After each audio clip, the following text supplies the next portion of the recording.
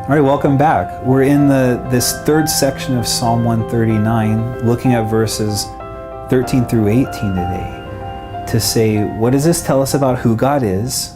And especially, what does it tell us about who God is for us? And so I'll read these verses and encourage you just to be thinking about that. Who is God? Who is God for me as you hear it?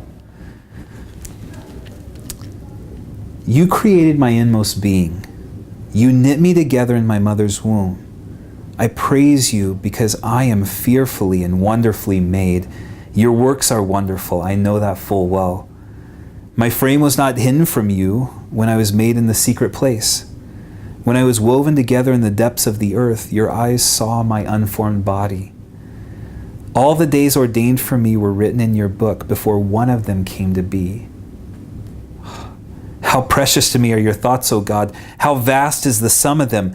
Were I to count them, they would outnumber the grains of sand. When I awake, I'm still with you. It is amazing to say God formed us. Not just He created humankind, but to say God formed me. There's an intimacy there. There's something deep there that's saying God is deeply involved with each one of us because He was hands-on forming each one of us, well acquainted with us, knows everything about us. Before we were even conceived, we were conceived of by God. His plan for us comes out in that.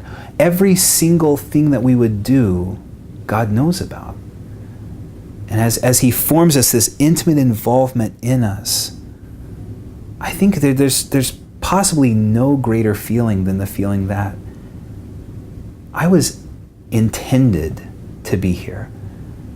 I was intimately formed to be me. And God also knows us completely fully. Each one of us. As you think about the number of people that are in the world, you think that is a radical claim. That God has formed each one of us and He knows each one of us. And so the psalmist says that. How precious is that? God, your thoughts outnumber the grains of sand. There's so many of them because He is intimately thinking about each one of us. I hope you let that be amazing to you today. That God's thoughts are that vast and precious, that intimate with us.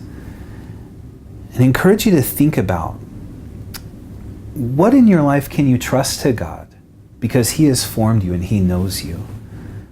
What does it do to your heart to feel God knows me and has invested in me that intimately? I pray for you as you think about that. Blessings.